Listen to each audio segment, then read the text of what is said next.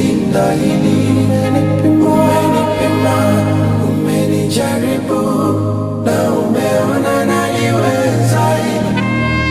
Nakushukuru na naomba neema ili niweze kushinda hili.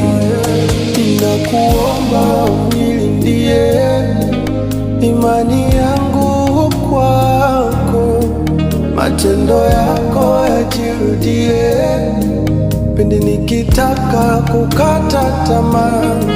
Mana maumivu nayopitia yanachoma